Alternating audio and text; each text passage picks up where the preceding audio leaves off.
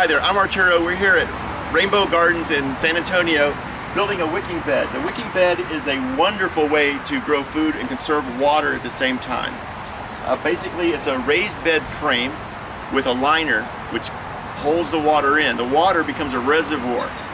The problem with a regular raised bed garden is when you water it, all the water goes right through the ground, all the minerals, all the vitamins, just go straight into the ground. It's a really, really big waste of resources. What's beautiful about a wicking bed is that the raised bed is lined and it retains all those nutrients and the water within the growing bed system.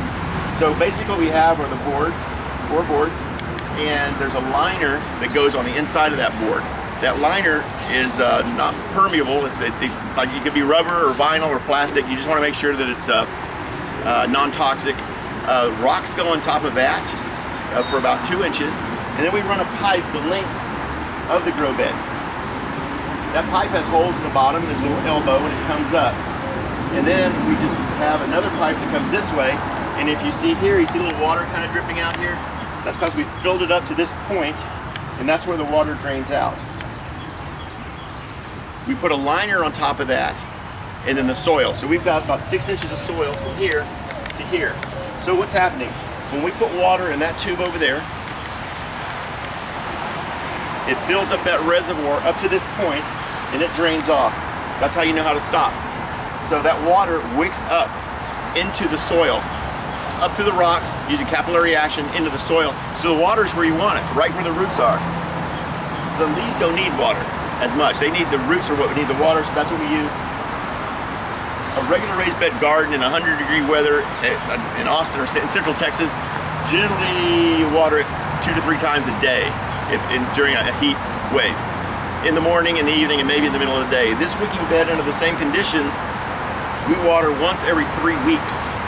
That is a solution to our water, one of the solutions to our water conservation challenges. One of the other cool things we did is we built what's called a worm motel. This is really cool. It's basically a bucket, 5-gallon bucket. It's got holes all around the bottom, maybe 1, 2, 3, 4, and then on the bottom. So you throw your compost in there. You throw bananas, coffee grinds, banana peels, just whatever your compost. You don't want to use anything acidic like citrus. You just throw that in there on a daily basis. You have worms in there, and the worms eat the compost. And then at night they go out partying through the holes, and they go around all through your garden doing their business, coming back in. They know where the food is. And so it's doing wonderful things for your garden.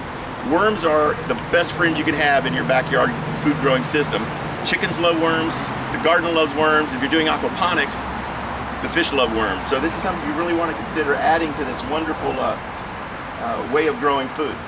So this wicking bed is one component in a food growing system, a personal food growing system. It's not farming, it's personal food production done in your backyard. That whole concept is called what we call transfarming, transforming a backyard into a farmyard.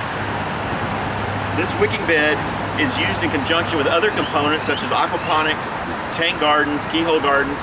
For example, in my system, I have aquaponics. I use my aquaponic water to water my wicking bed. Everything works together, everything works in conjunction. The cuttings from here go to feed my rabbit. My rabbit's my little biocomposter. He sits on top of my garden. His cage is literally on top of a garden, and I rotate it. He's a little rabbit tractor, and he does his business in the garden, just right there. Where rabbit waste isn't hot like chicken waste, so you can put it right in the garden. What he doesn't eat, the clippings go to the chickens, and they chow down and they're happy as punch. They do their business on the hay. That hay is used around trees, fruit trees. What they don't eat, I'll put in my little composter here, the little motel, and the worms will eat it. And what they don't eat goes in my actual composter. So nothing is wasted on a transform. These worms are used, as I said, in aquaponics. They're used for the chickens. They're used in my other gardens also. One of the things you want to keep in mind with these is that if you're going to put them in conjunction, you want to make sure you can fit a wheelbarrow through them.